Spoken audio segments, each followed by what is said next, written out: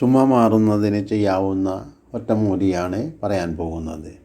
കണ്ടകാരി സമൂലം കഷായം വെച്ച് തിപ്പൊല്ലിപ്പൊടിയും തേനും വേമ്പൊടി ചേർത്ത് സേവിക്കുന്നത് ചുമ മാറുന്നതിന് നല്ലതാണ്.